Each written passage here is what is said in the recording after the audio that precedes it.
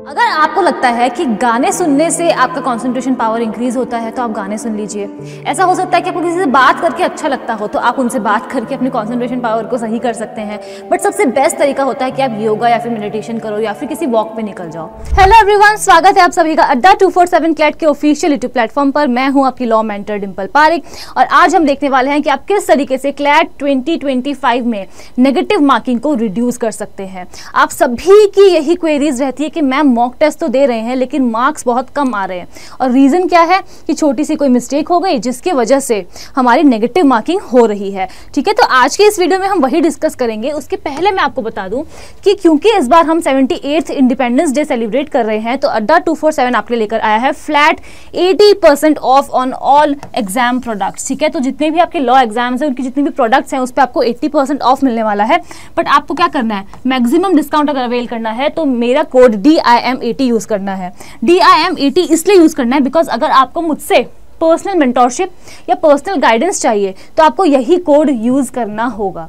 ठीक है, सो अब हम आगे बढ़ते हैं और जल्दी से एक बेसिक कैलकुलेशन कर लेते हैं। सो आप सभी को पता होगा कि क्लैट के एग्जाम में आपको 120 क्वेश्चंस पूछे जाएंगे।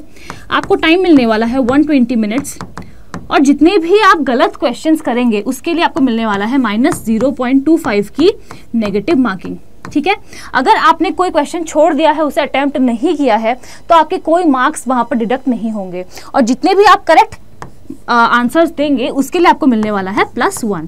सो आई होप ये तो क्लियर हो गया। अब एक छोटी सी कैलकुलेशन करते हैं। देखो, लेट सपोज आपके आए हैं 120 क्वेश्चंस और आप ये सोच रहे हैं कि मुझे 120 में से 120 क्वेश्चंस को ही करना है। सो आप क्या करते हो, सारे क्वेश्चंस को अटेम्प्ट कर देते हो।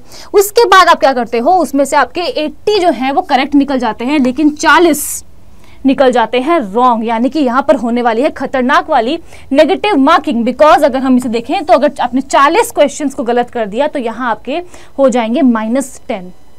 क्लैट जैसा एग्जाम जिसमें इतना कंपटीशन है वहां पर अगर -0.50 का भी डिफरेंस होता है किसी दो कैंडिडेट्स के स्कोर में तो वहां पर जमीन आसमान का फर्क आ जाता है। बिकॉज एक ही स्कोर पे बहुत सारे बच्चे होते हैं तो आपकी रैंकिंग जो है वो पूरी तरीके से हिल सकती है अगर आपने इतना डिजास्ट्रस जो ये काम है उसे कर दिया तो जहां आपको 80 मिलने चाहिए थे वहां आपको मिलेंगे सिर्फ और सिर्फ 70। अब आप सोच लो कि आपको क्या करना है। आपको नेगेटिव मार्किंग करने से होने से बचना है या फिर आप जो अभी तक मिस्टेक्स करते आए हो उसे आपको दोबारा से कंटिन्यू करना है। तो ताकि आप कंटिन्यू ना करो इसलिए आज हम कुछ इंपॉर्टेंट फैक्टर्स देखने वाले हैं। उसके पहले मैं आपको बता दूं कि आपको अगर कोई भी डाउट है कि आपको बैच लेना है, आपको कुछ समझ में नहीं आ रहा है, आपको ये जानना है कि मैम क्लैट मॉक को एनालिसिस कैसे करते हैं, हमें क्या करना चाहिए, किस तरीके से तैयारी करनी चाहिए, यानी कि मुझसे अगर गाइडेंस चाहिए तो ये रहा मेरा ईमेल आईडी dimple.parik@adda247.com। आपको बस यहाँ पर एक मेल ड्रॉप करना है। ठीक है, उसके बाद हम कनेक्ट करेंगे आपसे और आप मुझसे डायरेक्टली बात कर सकते हैं, अपनी क्वेरीज को सॉल्व करवा सकते हैं। अब हम सबसे पहले पॉइंट पे आते हैं, remove the word silly mistake from your dictionary. आप लोग जितने भी लोग मॉक टेस्ट देते हैं सभी के सभी ये कहते हैं मैम थोड़े से मार्क्स कम आए। जब मैं पूछती हूँ क्यों तो बस यही आंसर आता है, मैम थोड़ी सी सिली मिस्टेक हो गई। बट ये जो वर्ड है ना सिली मिस्टेक, इसे डिलीट कर दो अपनी डिक्शनरी से। बिकॉज सिली मिस्टेक की वजह से ही हमारे मार्क्स नेगेटिव में जाते हैं। तो हमें क्या करना है, हमें सही ढंग से क्वेश्चंस को पढ़ना है और उन्हें समझना है। सिली मिस्टेक जैसा कोई वर्ड होना ही नहीं चाहिए हमारे माइंड में। ठीक है, अभी तक आपने अगर बहुत सारे मॉक्स दिए भी हैं या कोई भी आपने कुछ एनालिसिस किया भी है तो आपको अब ये ध्यान रखना है कि जो गलती पहले हुई वो गलती अब किसी भी मॉक में आप रिपीट नहीं करेंगे। Never repeat your mistakes. I hope that is clear. उसके बाद goal should be to attempt the questions correctly and not to attempt the entire paper. आप सभी लोग क्यों समझते नहीं हैं, आई डोंट नो, बट मैं आपसे बार बार कहती हूँ एग्जाम में अगर 120 क्वेश्चंस आ रहे हैं तो आपको 120 क्वेश्चंस नहीं अटेम्प्ट करने हैं। आपका गोल होना चाहिए कि उसमें से जितने क्वेश्चंस आप अटेम्प्ट कर रहे हो वो करेक्ट है, ना कि इस पे कि आपको 120 के 120 क्वेश्चंस करने हैं। अगर आप सारे क्वेश्चंस करने जाओगे तो जो अभी हमने कैलकुलेशन करी वीडियो के बिगिनिंग में वही होने वाला है। फिर आपके हो जाएंगे -15 -20 मार्क्स हो जाएंगे और फिर आपकी जो रैंक है वो एकदम हिल जाएगी, गड़बड़ हो जाएगी। तो हमें क्या करना है, हमें फोकस करना है कि जितने भी क्वेश्चंस हम अटेम्प्ट कर रहे हैं, चाहे अभी इनिशियली मैं 120 में से 60 क्वेश्चंस ही कर पा रही हूँ, ठीक है, लेकिन हमें क्या करना है, उन 60 क्वेश्चंस को करेक्टली अटेम्प्ट करना है, ना कि चेज करना है 120 क्वेश्चंस को। आई होप ये क्लियर हो गया होगा। उसके बाद है focus on minute words like correct, incorrect, not true, not false, false etcetera. सभी के सभी लोग यही मिस्टेक करते हैं। पहले हम पैराग्राफ पढ़ लेंगे, उसके बाद जब हम क्वेश्चंस पे आते हैं तो वहां पर ऐसे ही क्वेश्चंस में कुछ वर्ड्स लिखे होते हैं, which of the following is not false, which of the following is incorrect, which of the following is not true. तो हम यहाँ पर क्या करते हैं, जल्दबाजी में इंटरप्रेट कर लेते हैं गलत क्वेश्चन को, ठीक है, और यहाँ पर हम इन वर्ड्स को इग्नोर कर देते हैं। अगर इग्नोर किया तो पूरा का पूरा आंसर गलत हो जाएगा। इसलिए जब भी किसी क्वेश्चन में आपको ऐसे वर्ड्स दिखें, नॉट ट्रू, नॉट फॉल्स, एक बार दोबारा से क्वेश्चन को पढ़ो और एनालाइज कर लो कि ये क्वेश्चन आखिर पूछना क्या चाहता है, ठीक है। आई होप ये भी आपको समझ में आया होगा। उसके बाद give mocks and keep practicing. क्यों हमें प्रैक्टिस करना है? जितना प्रैक्टिस करोगे उतना ही आपकी रीडिंग स्पीड इंक्रीज होगी। जितना आप प्रैक्टिस करोगे उतना ही आपको पता चलेगा कैसे क्वेश्चंस को हमें अटेम्प्ट करना है और किन क्वेश्चंस को हमें छोड़ देना है, ठीक है। जितना ज़्यादा आप मॉक देंगे आपकी उतनी ही ज़्यादा स्पीड इंक्रीज होते जाएगी, जो आपकी एक्यूरेसी लेवल है वो सही होते जाएगा, इंक्रीज होते जाएगा। इसीलिए हमें प्रैक्टिस करना है और जितना हो सके मॉक टेस्ट देना है। अभी अभी अगर आपने अपनी तैयारी शुरू की है, 10, 15, 20 दिन आप बिताइए अपने जितने भी आपके सब्जेक्ट्स हैं उनके साथ कि आप कंसेप्चुअल क्लैरिटी लेकर आ रहे हैं। एक बार क्लैरिटी आ जाएगी, 15 से 20 दिन में आप समझ जाओगे कि कैसे क्वेश्चन पूछे जा रहे हैं। 5 सेक्शंस होते हैं, आप सभी को पता होगा, 5 सेक्शंस आपसे पूछे जाते हैं क्लैट में, ठीक है। सो यहाँ पर एक बार आपको सब कुछ पता चल जाएगा कि पैटर्न कैसा आता है, कैसा सवाल पूछे जाते हैं। उसके बाद आपको क्या करना है, मॉक लगाना स्टार्ट करना है। मॉक अगर नहीं दिया, इसका मतलब जिस दिन आप एग्जाम देने जाओगे उस दिन आप एंग्शियस हो जाओगे कि यार अब मैं क्या करूं, मुझे तो ये आता ही नहीं है। और अगर आपको ऑफलाइन मॉक चाहिए तो हमारी वेबसाइट या फिर हमारी एप्लीकेशन पर आप जा सकते हैं। वहां पर आपको मिलने वाली है cab to NLU CLAT achievers box, जहां पर आपको 20 ऑफलाइन मॉक मिलेंगे, ठीक है। उसके बाद आपको OMR शीट भी मिलेगी, आपको सैम्पल बुक भी मिलेगी, सोल्यूशन बुक भी मिलेगी जहां पर सारे सोल्यूशंस दिए होंगे। आपको एक प्लानर भी मिलेगा और वहां पर डेट्स लिखी होंगी कि किस तरीके से आपको मॉक जा करके देना है, कौन से डेट को देना है। और हर 4 मॉक के बाद आपको पास्ट ईयर पेपर का एनालिसिस करने को भी मिलेगा। तो आपको क्या करना है, अड्डा 247 की एप्लीकेशन पर जाइए या फिर वेबसाइट पर जाइए और मेरा कोड CAB25D यूज़ करिए टू बाय द कैब। और मेरा कोड क्यों यूज़ करना है, बिकॉज जितनी बार आप मॉक देंगे तो आप मुझसे डायरेक्टली कांटेक्ट कर सकते हैं, हम साथ में मिलकर समझ सकते हैं कि कहाँ पर दिक्कत आ रही है। सो आई होप ये क्लियर है। आप सभी के सभी अब मॉक देना स्टार्ट कर देंगे अगर नहीं किया है तो।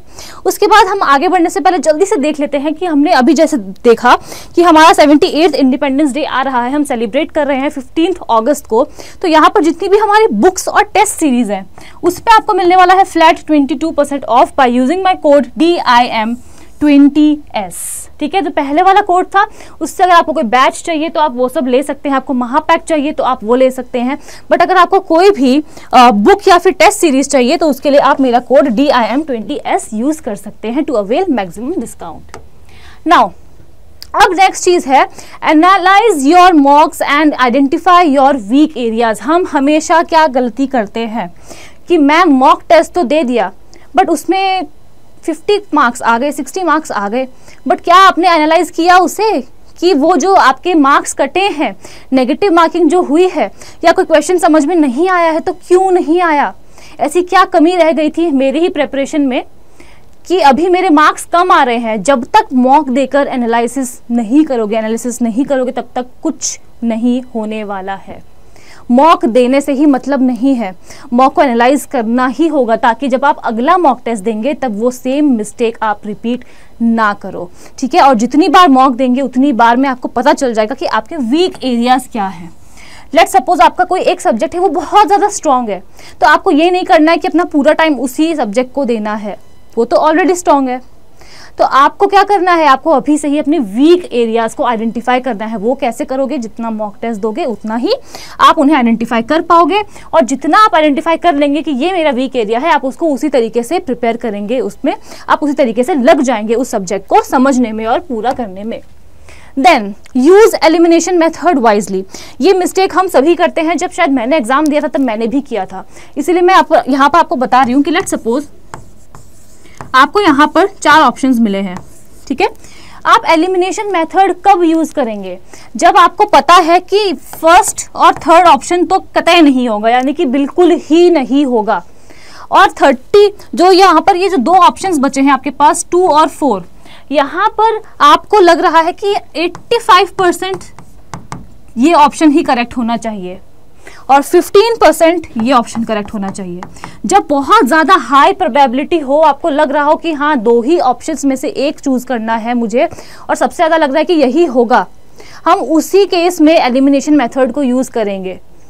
तुक्का बिल्कुल नहीं मारना है कि जो भी क्वेश्चन नहीं आ रहा है उसमें एलिमिनेशन मेथड यूज़ करते हैं और फिर ऐसा लग रहा है कि ये भी 50% आंसर हो सकता है और ये भी 50% आंसर हो सकता है, तो इन दैट केस हम लोग उस क्वेश्चन को अवॉइड करेंगे, बिकॉज ये एक ऐसा मेथड है जो या तो आपके मार्क्स दिलवा सकता है आपको या फिर पूरी तरीके से आपको नेगेटिव मार्किंग भी करवा सकता है, ठीक है।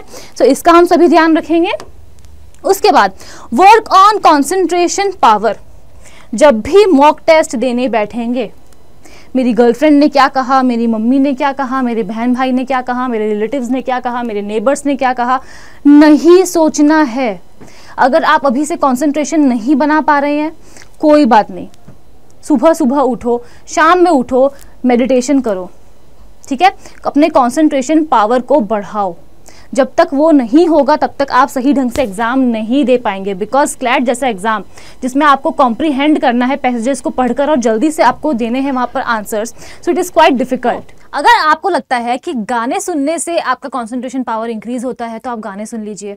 ऐसा हो सकता है कि आपको किसी से बात करके अच्छा लगता हो तो आप उनसे बात करके अपने कंसंट्रेशन पावर को सही कर सकते हैं, बट सबसे बेस्ट तरीका होता है कि आप योगा या फिर मेडिटेशन करो या फिर किसी वॉक पे निकल जाओ, 15-20 मिनट जाओ, घूम कर आओ, उसके बाद एकदम फ्रेश माइंड से बैठकर अपने एग्जाम को दो। वो बहुत ज़्यादा ज़रूरी है हमारे लिए। अगर आप एग्जाम देते वक्त यहाँ वहाँ की बातें सारी सोचेंगे तो जो हमें सोचना है, जो हमें वहाँ पर माइंड अप्लाई करना है, हम बस वही नहीं कर पाएंगे और ऐसी जो गलती है वो हम कभी भी नहीं करेंगे। सो आई होप यहाँ तक आपको सब कुछ समझ में आया हो। उसके बाद last but not the least, fill the OMR correctly and quickly. यहाँ पर क्विकली का मतलब ये नहीं है कि आप जल्दबाजी में OMR शीट को फिल करेंगे। मैंने बहुत सारा ऐसे केसेस देखे हैं जहां पर बच्चे जाते हैं, एग्जाम देते हैं, बहुत अच्छा एग्जाम उनका होता है, बट वो क्या करते हैं कि पहले सारे क्वेश्चंस जितने भी आते हैं उससे कर लेंगे। लास्ट में जब उन्हें लगता है कि अब भैया 10 मिनट बचे हैं पेपर खत्म होने में, चलो OMR फिल करते हैं, उस टाइम पे ना एंग्जाइटी हो जाती है कि जल्दी जल्दी जल्दी जल्दी करना है, हो पाएगा या नहीं हो पाएगा। तो तब क्या होता है, अगर एक भी मिस्टेक हो गई ना, अगर आपने क्वेश्चन नंबर 1 का लेट सपोज आपको B मार्क करना था, अगर आपने क्वेश्चन नंबर 1 में B मार्क करने की जगह A मार्क कर दिया, फिर क्वेश्चन नंबर 2 में 3 का जो मार्क करना था वो कर दिया, तो ये मिस्टेक आपकी आगे बढ़ते जाएगी और इसका कोई एंड नहीं है। एक गलत आंसर अगर आपने मार्क किया उससे आपका पूरा पेपर बर्बाद हो सकता है। इसलिए OMR शीट को हम लोग क्या करेंगे, करेक्टली तो फिल करेंगे ही करेंगे, हम लोग ध्यान रखेंगे कौन से क्वेश्चन का कौन सा आंसर हम मार्क कर रहे हैं। बट क्विकली का क्या मतलब है, लेट सपोज आप सेट बना लो, ठीक है। लेट सपोज आपने 10 क्वेश्चंस कर लिए या फिर 2 पैराग्राफ्स आपने कर लिए। जैसे ही 2 पैराग्राफ्स के सारे आप मार्क कर लेंगे अपने MCQ बेस्ड क्वेश्चंस को, तुरंत जाकर सबसे पहले OMR शीट को फिल करेंगे, उसके बाद दूसरे क्वेश्चंस पे बढ़ेंगे। इस तरीके से क्या होगा, आपकी OMR जो है वो आप हड़बड़ी में नहीं भरेंगे, तो वहां पर गलत होने के चांसेस बहुत कम हो जाएंगे। इसलिए जब भी OMR, अभी से ही प्रैक्टिस कर लीजिए।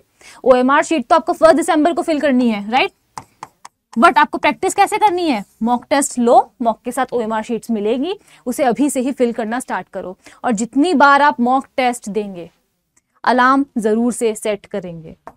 बिना अलार्म के कोई भी इंसान मॉक टेस्ट नहीं देगा। आपको मिलने वाले हैं 120 मिनट्स 120 क्वेश्चंस के लिए, तो 120 मिनट्स का अलार्म सेट करके ही आप उस एग्जाम को देने बैठेंगे। ऐसा नहीं कि अभी 100 क्वेश्चंस कर लेता हूँ, फिर लंच ब्रेक पे चला जाता हूँ, आने के बाद में बाकी क्वेश्चंस कर लूंगा। ये मिस्टेक कोई भी नहीं करेगा। आई होप ये वीडियो आपको पसंद आई हो, समझ में आया हो आपको। मैं ये नहीं चाहती कि आप आए और बस यहाँ पर मुझे व्यूज दें और फिर चले जाए, नहीं। मेरा एम इस वीडियो को बनाने का सिर्फ इतना है कि जो भी बातें मैंने कही है आप उसे सुने और अप्लाई करें। इसी तरीके से आपकी नेगेटिव मार्किंग जो है वो बिल्कुल कम हो सकती है। प्लस मैंने आपको बताया, दोबारा बता देती हूँ, ये मेरा मेल ID है। मुझसे अगर बात करनी है, कुछ समझ में नहीं आ रहा है तो कीजिए ड्रॉप मेल, मेल ड्रॉप करिए मुझे, अगर रिप्लाई नहीं आए तो बताना कि मैम मैंने मेल किया था, आपने रिप्लाई नहीं किया, ठीक है। So that is all about it from my side. अगर आपको वीडियो पसंद आई हो, लाइक शेयर सब्सक्राइब करना मत भूलना, अपने दोस्तों के साथ भी इसे शेयर करो जो आपकी तरह ही एग्जाम दे रहे हैं, और कमेंट करके जरूर बताना कि मैम हेल्पफुल रही या नहीं रही। चलिए, thank you so much for watching, मिलती हूँ मैं आपसे अगली वीडियो में।